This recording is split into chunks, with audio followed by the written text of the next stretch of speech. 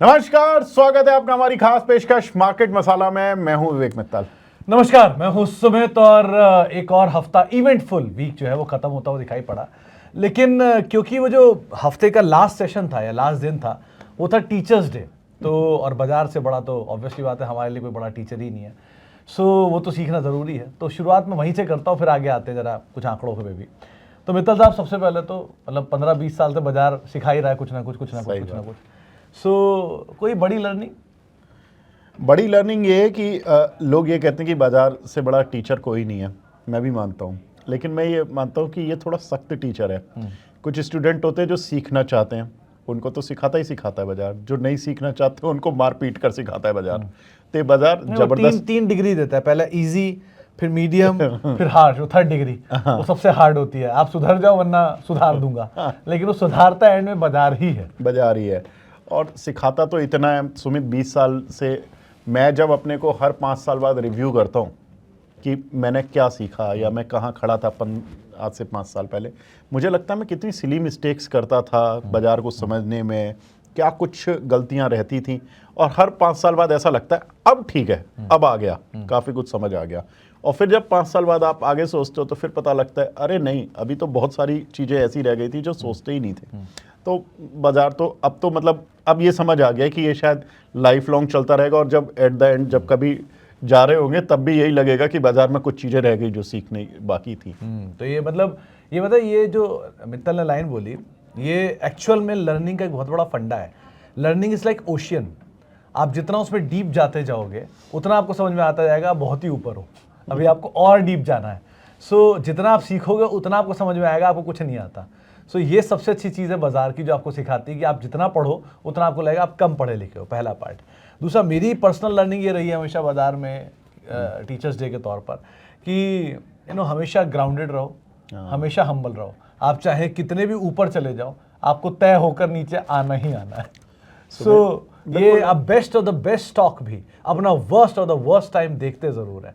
In fact आप India के जो टॉप 10 उठा लो, उनमें 2 तो अभी भी देख ही रहे, HDFC बैंक और TCS, रिलायंस इवन। लेकिन ये सब लोग ऐसे ही नहीं बेस्ट बने हैं। बेस्ट बनते टाइम उन्होंने बेस्ट टाइम तो देखा ही है, लेकिन अपनी लाइफ में वर्स्ट टाइम भी देखेंगे।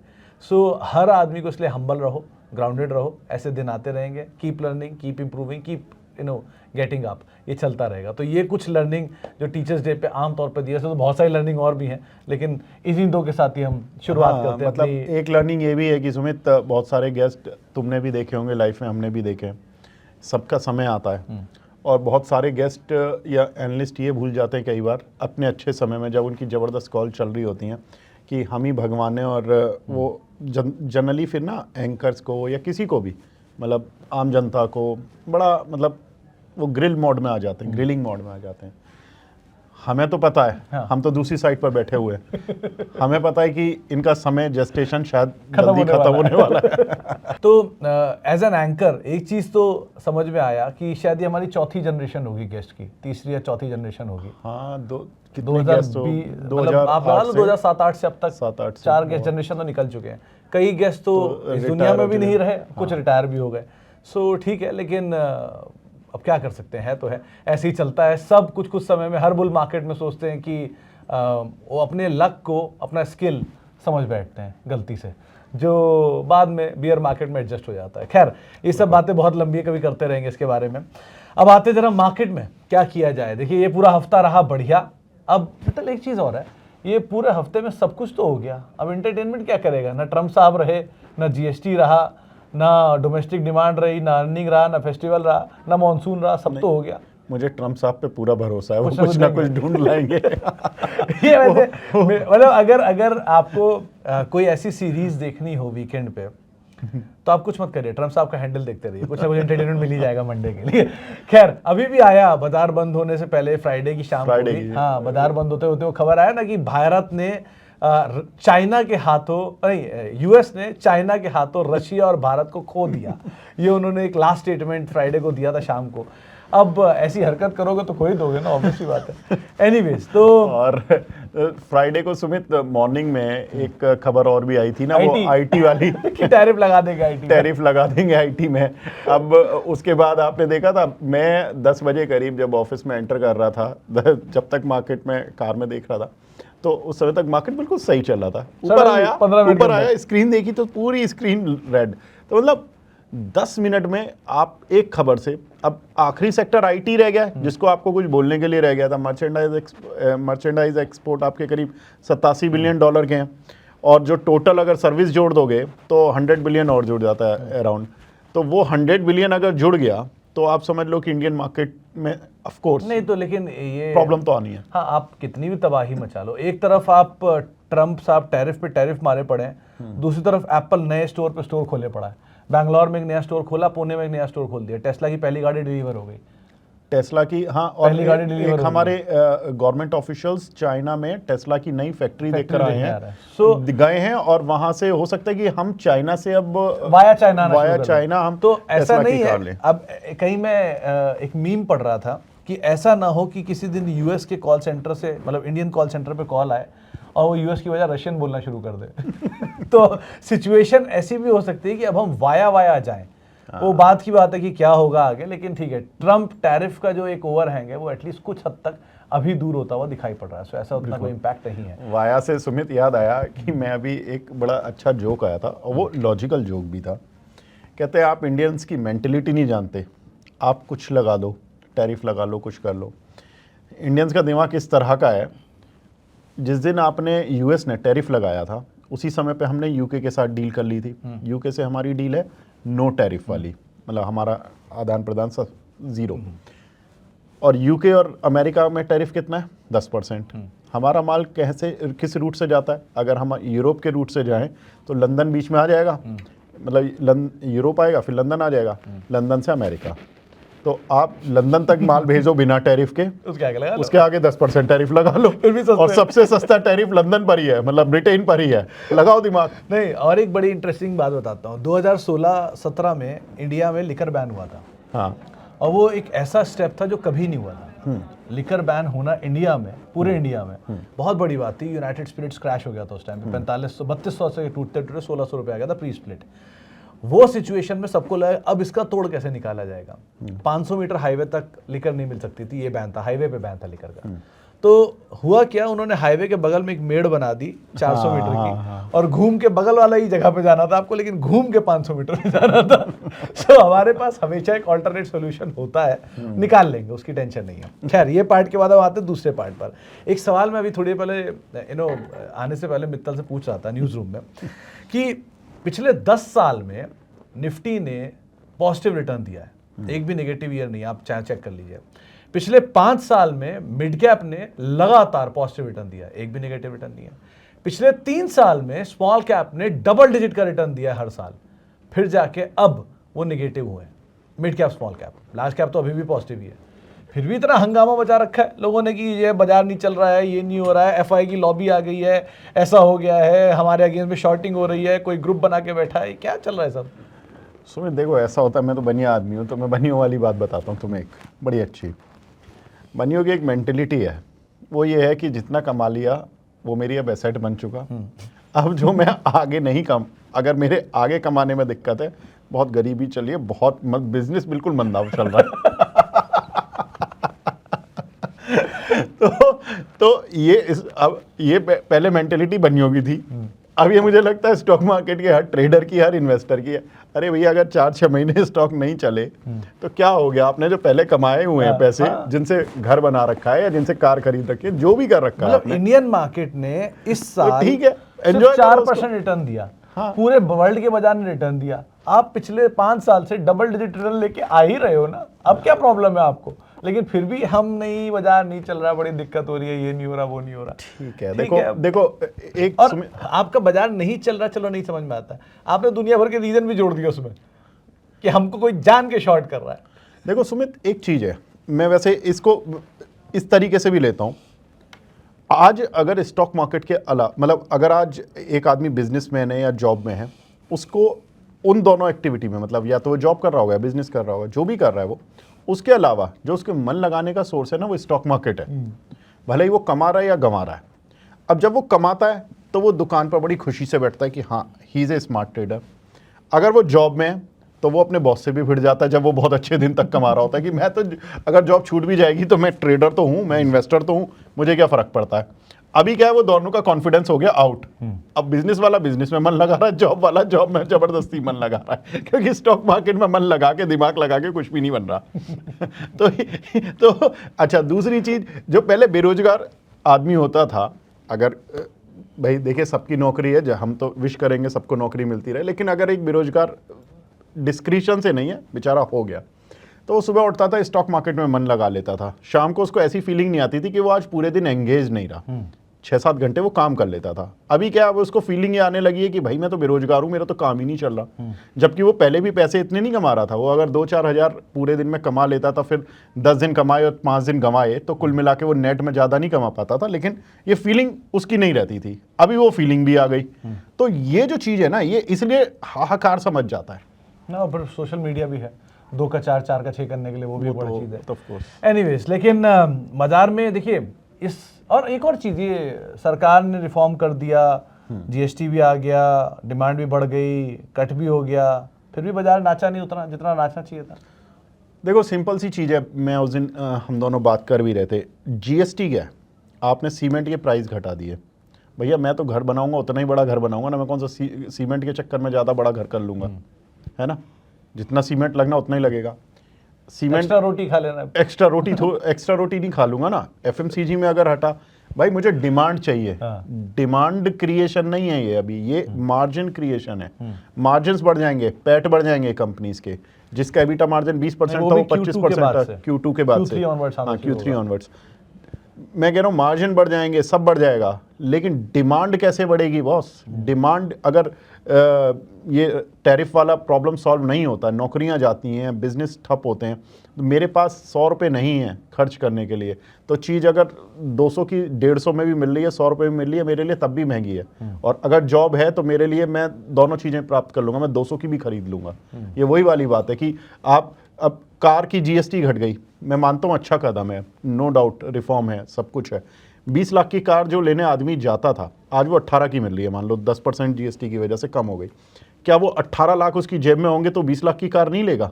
वो 2 लाख का लोन जुगाड़ करके, दोस्तों से उधार करके कर लेगा वो, जिस दिन 18 लाख की कार वो सोच के जा रहा है। तो डिमांड क्रिएशन जब होगा, जब उसके पास ये कॉन्फिडेंस होगा कि वो 18 लाख नहीं भी खर्च कर लेगा। लेकिन अगर, हाँ मतलब इसके दोनों तरफ के पहलू हैं कि अगर डिमांड, प्राइस कम होगा तो भी तो डिमांड आ जाएगी। हाँ, बस उसमें यह है कि प्राइस कम होगा तो डिमांड इस तरह से आ जाएगी कि भाई आप छोटी कार लेने जा रहे थे, थोड़ी बड़ी ले लोगे, हाँ। तो मतलब एडिशनल डिमांड आ जाएगी। अब आप देखो इंश्योरेंस कंपनियों में पिट गए सारे शेयर। क्यों पिट गए जी? उनका एक अलग ही लॉजिक है, मैंने डिस्कस कर रहा था ना, मैं आपसे बता देता हूं दर्शकों, क्योंकि 20 लाख की कार अगर 18 लाख की रह गई, तो पहले जो वो 20 लाख पर इंश्योरेंस प्रीमियम ले रहा था, अब वो 18 लाख पर लेगा, तो उसका तो भैया 10% वॉल्यूम घट गया। तो उस 10% वॉल्यूम घटने की वजह से उसका बिजनेस तो डाउन आ गया ना फिलहाल के लिए। अब वो जो अगर इंक्रीमेंटल कार बिकेंगी तब उसको जरूर डेफिसिट पूरा हो जाएगा, लेकिन अभी तो एज ऑफ नाउ मार्केट ये सोच रहा है कि उसका इंक्रीमेंटल नहीं बिकेगा, अभी नहीं होगा, तो इसलिए पीट दी है। खैर, तो ये हुआ पूरे हफ्ते के दौरान, एक इवेंटफुल टाइम रहा, जीएसटी वगैरह का भी इंजॉयमेंट रहा मार्केट के अंदर। और वो एक चीज़ मैंने आमतौर पे देखी है बाजार में, बड़ा इंटरेस्टिंग चीज़ मैंने ऑब्जर्व की है over a period of time, कि ना बाजार में 2 तरह के रिश्ते होते हैं। आप कभी जाओगे, एक होता है शादी तय हुई, एक होता है शादी हो गई।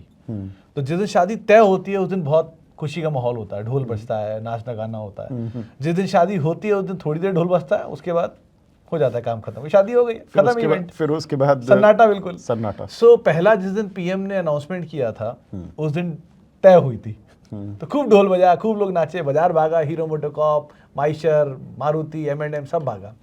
जब जिस दिन बारात एक्चुअल आई उस दिन M&M भागा थोड़ा बहुत, और वो भागे जो उस दिन नहीं भागे थे, जिसमें जैसे बाटा वाटा भागे, जिनको पता नहीं था कि हम पर भी जीएसटी का 5 बेनिफिट आ सकता है, वो नाच गए। लेकिन बाकी हीरो मोटोकॉर्प बंद, आइशर बंद, सब शांत, क्योंकि वो इवेंट हो गया।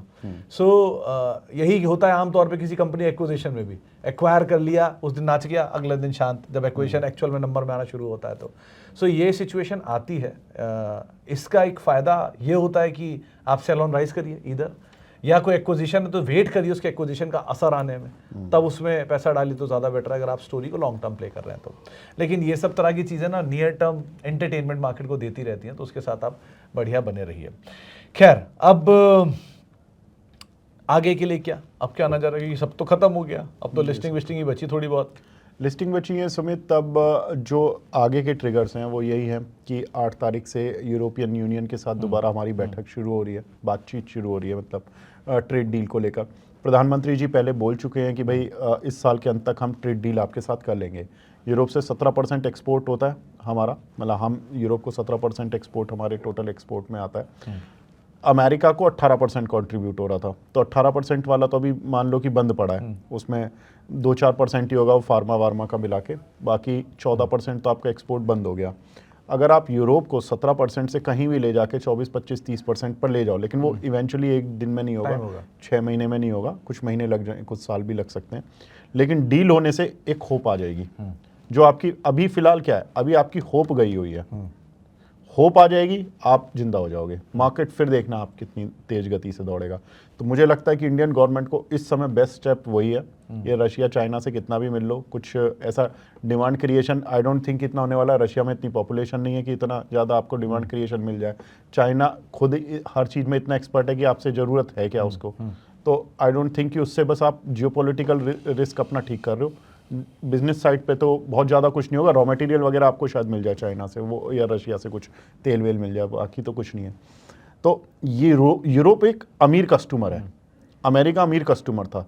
20 रुपए की चीज़ 40 रुपए में आप उन्हीं को बेच पाते कर लेगा आगे चल के, कर लेगा, जब वो करेगा ठीक तब है, करेगा। हाँ, तो वो कर लेगा। तो यूरोप अमीर कस्टमर है, सब लोग उसी पर देख रहे हैं, और वो यूरोप से अगर डील हो गई तो काम हो जाएगा। और कुछ और कोई सेक्टर इस पे नज़र? और तो बाकी अब देखिए फेड की मीटिंग के लिए अब तैयारियां शुरू हो ही रही हैं, और 16 तारीख के आसपास उनकी बैठक होगी, उस समय पर देखते हैं, क्योंकि अभी नेक्स्ट वीक तो खैर नहीं है, लेकिन उसके आगे हो जाएगा। एक इंटरेस्टिंग सेक्टर आपके सामने रखता हूँ, एक डेटा मैं कल पढ़ रहा था। अदानी ग्रुप आप देख ही रहे हो, बिल्कुल शांत बैठा हुआ है, वो कुछ दिनों से कुछ नहीं किया उसने। एक इंटरेस्टिंग नंबर रखता हूँ आपके सामने। दरअसल 2023 में हिंडनबर्ग की रिपोर्ट आई थी, तो जो 23 मार्च के नंबर थे ईयरली, उस समय पर पूरे ग्रुप का जो मार्केट वो प्रॉफिट था वो था 24,000 करोड़ रुपए। अच्छा, आज पूरे ग्रुप का जो प्रॉफिट है वो है 43,000 करोड़ रुपए। ओके, ठीक, यानी ग्रुप का जो ईपीएस था, एवरेज ईपीएस, वो उस समय कहीं पर था 71 रुपए के आसपास, और नहीं सॉरी 15 रुपए के आसपास, आज हो चुका है वो 31 रुपए के आसपास, मतलब डबल हो गया। और पी 80 के मल्टीपल से कॉन्ट्रैक्ट होकर 42 के मल्टीपल, यानी हाफ हो गया। और इस ग्रुप की कुछ कंपनियां जिनकी प्रॉफिटेबिलिटी में मल्टीपल टाइम जंप है, उसमें पहला आता है अदानी पावर, 10,000 करोड़ के प्रॉफिट के सामने 12,000 करोड़ का प्रॉफिट है। उस समय 10,000 था, आज 12,000 है। अदानी पोर्ट 5400 करोड़ का प्रॉफिट था, आज है 11,000 करोड़ का प्रॉफिट, 3 टाइम्स। इसके अलावा अदानी एंटरप्राइजेस 2400 करोड़ का प्रॉफिट हुआ करता था, आज हो गया है 8,000 करोड़ का प्रॉफिट, यानी कि 4 टाइम्स। और अदानी टोटल नहीं, अदानी ग्रीन 973 करोड़ के प्रॉफिट के सामने 2,000 करोड़ का प्रॉफिट, यानी कि डबल। और अंबुजा सीमेंट, ये सबसे इंटरेस्टिंग है, 2100 करोड़ के प्रॉफिट के सामने 5200 करोड़ का प्रॉफिट। बढ़िया ग्रोथ है, इतनी ग्रोथ है, और शेयरों के दाम सबके वही हैं जहां वो खड़े थे, या तो वो खड़े थे, या बहुत सारे तो जैसे अदानी टोटल गैस तो 4,000 से 600 रुपए चल रहा है। इंटरेस्टिंग पार्ट ये कि ये पूरा ग्रुप बहुत शांत है, और बहुत शांत होकर सिर्फ प्रॉफिटेबिलिटी बढ़ा रहा है, भाव नहीं बढ़ रहा, प्रॉफिटेबिलिटी बढ़ा रहा है। और ये ना नीचे की नींव मजबूत कर रहा है बेसिकली, ताकि अगली बार कोई तूफान आए तो इनके पीछे प्रॉफिटेबिलिटी का सपोर्ट हो। देश का सबसे बड़ा प्रॉफिट कमाने वाला ग्रुप ऑब्वियसली रिलायंस है, लेकिन उसके बाद अगर कोई ग्रुप वाइज परफॉर्मेंस देखो तो टाटा ग्रुप है, या अदानीज भी अब आ रहे हैं टॉप 10 की साइड। मेरे ख्याल से JSW भी JSW आ गया, सो ये HDFC है, बिरला ग्रुप है। लेकिन ये अदानी ग्रुप जो पहले बहुत पिछड़ा पड़ा था, वो अब पिछड़ा हुआ नहीं है, और ये ग्रुप के शेयरों में कोई मूव नहीं आ रहा है। तो यहाँ जरा पिक एंड चूज करके जानकारों की राय लेकर अपने हिसाब से आप लोग कॉल ले सकते हो। बढ़िया इस ग्रुप की री रेटिंग की पॉसिबिलिटीज गोइंग फॉरवर्ड शायद होते हुए दिखाई पड़ सकती है। और इसमें सीमेंट का वैसे ही टेलविंड है, 3-4 सीमेंट ऑलरेडी चल ही रहा है, ऑल टाइम हाई काट रहा है, अल्ट्राटेक हुआ, इंडिया हुआ, डालमिया भारत हुआ, जेके हुआ। अंबुजा सीमेंट का होकर भी नहीं चल रहा है। सो हो सकता है आज नहीं तो कल यहाँ पे कंसोलिडेशन पूरा हो और ग्रुप में तेजी आए। एक वो ओला पूरे हफ्ते बम का गोला बना रहा। हाँ, वो तो बहुत बढ़िया चला। मेरे एफेंडो वाले शो में कुणाल परार जो है उन्होंने कॉल दी थी 40-42 रुपए पर, और उन्होंने 60 और 80 रुपए का टारगेट दिया, 71 का हाई लग गया। और कॉल दी थी शायद उन्होंने 15 या 18 अगस्त को, जब वो बिल्कुल चलने के लिए तैयार था, ठीक है। और बहुत बढ़िया कॉल चली उनकी। अब वो जो 2% स्टेक वो बेच दिया सॉफ्ट बैंक ने बेच दिया, तो उसकी वजह से थोड़ा सा इम्पैक्ट आया। और मेरे ख्याल से वो 9 तारीख से T2T सेगमेंट में जा रहा है ना, तो वो 2 जो ट्रिगर हैं वो थोड़ा सा है। लेकिन सुमित एक चीज़ बताइए, T2T सेगमेंट में डिलीवरी वाला काम तो होगा ही, ऐसा तो है नहीं कि शेयर बैन हो जाएगा। और 2% स्टेक उसने बेच दिया सॉफ्ट बैंक ने, ठीक है, वो बेचता रहता है। उसने पेटीएम में बेचा था और दुनिया जहाँ में बेचे। आप एक चीज़ बताओ कि ये जो अब एरिया होगा, क्योंकि ओला का जो मैनेजमेंट है ना बहुत बुलिश है अपनी चीज़ों को लेकर। उन्होंने कहा है कि Q2 से हमारा देखना आप, और Q1 में उन्होंने एक झलकी दिखाई भी, PLI भी आ गया ना, PLI भी आ गया। तो Q2 से उनका टर्न अराउंड अगर स्ट्रीट को समझ आ गया ना, तो मुझे लगता है कि ये भी एक स्टोरी तो बन रही है। देखिए एक इंटरेस्टिंग चीज़ ये, पहला ओला जो चला था वो value by kind of situation आ गई थी कि 30 रुपए पे खोने के लिए कुछ नहीं, 40 रुपए पे लॉन्ग कर लो। अब जो 40 से 70 डबल होने के बाद, ऑलमोस्ट डबल हो गया, आप 70-30 रुपए चल चुका है शेयर। सो अब यहाँ पर 80 रुपए के अराउंड आके अब यहाँ से ना इसके नंबर सपोर्ट करेंगे इसे। अब ये नंबर का टेलमेंट जो जोमेटो में नहीं आया, इटर्नल में नंबर इंप्रूव होते चलेगा, या पेटीएम में नंबर इंप्रूव होते चलेगा, अगर यहाँ से नंबर इंप्रूव करता चला गया तो उसको टांग देंगे। लेकिन अगर नहीं हुआ तो फिर ये यहीं पड़ा रहेगा, थोड़ा बहुत ऊपर नीचे चलता रहेगा। लेकिन लग रहा है, क्योंकि उन्होंने जो अभी 15 अगस्त को अपना एक इन्वेस्टर मीट किया था, उसमें भी उन्होंने अपने प्रोडक्ट्स को अनवील किया है और बहुत सारे प्रोडक्ट बताए हैं कि अच्छे हैं। सो चीज़ें हो तो रही सही, और फंड वालों ने 40 पे लिया है, कुछ सोच के लिया होगा, ऐसा तो है नहीं कि बिना सोचे ले रहे हैं। लिया है तो अपनी तो पूरी R&D करके बैठे होंगे वो लोग ऑलरेडी। सो वो भी एक चीज़ है जिसको आप नज़र रखो। एक थोड़ा रिस्की बेट मुझे M&M दिख रहा है, इसलिए नहीं कि M&M खराब हो गया, इसलिए कि वो बहुत कम समय में बहुत ज़्यादा चल गया है। इस हफ्ते में खाली 15% के आसपास M&M चल गया। M&M जैसा हाथी इतना चल जाए, जैसे भारती पहले चलता था, याद है आपको, हमको ढूंढ रहे कि टॉप होने वाला है कहीं आसपास, बना था वही टॉप। तो शायद M&M भी शायद नियर टर्म में हो सकता है ओवरहैंग खत्म करे। लेकिन एक इंटरेस्टिंग नंबर और M&M में, अगर M&M ने मारुति को पछाड़ दिया मार्केट कैप में, जो सिर्फ 20 से 30 हज़ार करोड़ का अंतर है, अगर पछाड़ दिया तो M&M देश की पहली भारतीय कंपनी होगी जो वर्ल्ड के टॉप 10 में आएगी। अच्छा, आज तक कोई भी भारतीय ऑटोमोबाइल कंपनी टॉप 10 में नहीं आई, ये पहली बार होगा जब M&M आएगी। देखिए प्यार तो मारुति से भी है, लेकिन भारत से जब देश की बात आए तो मैं तो बोलूंगा आना ही चाहिए उसको। तो मैं भी ये सोच रहा हूँ टॉप अभी ना बनाए, एटलीस्ट 20-30 हज़ार करोड़ और बढ़ जाए, वो अचीव हो जाए, उसके बाद बनाए तो फिर भी चलता है। खैर, और कुछ बस सुमित, एक थोड़ा सा ये मॉनसून थोड़ा कंसर्निंग फैक्टर ज्यादा बनता जा रहा है। ज्यादा बारिश, हाँ ज्यादा बारिश, ये दिल्ली में बहुत बुरा हाल है। नहीं, दिल्ली में बुरा हाल है। आप देखो बहुत सारी जगहों पर एक काइंड ऑफ इमरजेंसी साबित हो रही है, और उससे अभी तक तो ये थोड़ा फायदा दे रहा था, अब ये नुकसान ज्यादा दे रहा है। अगर ये बारिश नहीं रुकी ना, तो ये ऐसा ना हो कि सितंबर एंड, अगर अभी तो हम सितंबर के चलो शुरुआत में, अगर ये 20-25 सितंबर तक ये बारिश इसी तरह से होती रही ना, रोज वाली और मूसलाधार वाली, तो ये थोड़ा सा मामला फंसा देगी। और जो एग्रीकल्चर की ग्रोथ हम सोच रहे थे, ये उल्टा खराब ना हो जाए, तो ये भी एक रिस्क है। अभी तक तो फिलहाल इतना कंफर्ट नहीं है, मतलब साउथ साइड पे ठीक है, एवरेज बारिश हो रही है, वो बात अलग है। हिमाचल, उत्तराखंड, इन एरियाज में ज़्यादा बारिश हो रही है, पंजाब, लेकिन बाकी जगहों पे बारिश फिर भी अभी उतनी सीवियर नहीं सिचुएशन में लेके। लेकिन महाराष्ट्र में भी काफ़ी, महाराष्ट्र में भी हाँ ठीक है। तो मॉनसून हाँ एक कंसर्न रह सकता है, लेकिन चलो फेस्टिव सीजन है, अगले हफ्ते या फेस्टिव चल ही रहे हैं गोइंग फॉरवर्ड यहाँ से। सो उन चीज़ों का भी आप ध्यान रखिएगा। बाकी 2-3 लिस्टिंग है, उनको आपको नज़र में रखना है। 2-3 कंपनियों के नंबर्स आएंगे जो हाल की लिस्टिंग है, जैसे विक्राम सोलर के नंबर आएंगे, और बाकी रीगाल की लिस्टिंग हुई थी उसके नंबर आएंगे। तो ये सब नंबर्स आएंगे, इनके ऊपर आपको नज़र रखनी होगी। एंड रेस्ट तो बहुत कोई आंकड़े आने नहीं है। हाँ, ट्रम्प साहब क्या करते हैं, ये एंटरटेनमेंट बना रहेगा, तो उसके ऊपर आपको अदरवाइज ही नज़र रखनी है। बाकी भी आप लोग से मुलाकात होती रहेगी, आगे भी कुछ ना कुछ निकल के आते ही रहेगा। चलिए, तो ठीक है, फिलहाल इतना ही, और मिलते हैं आपसे अगले हफ्ते। नमस्कार।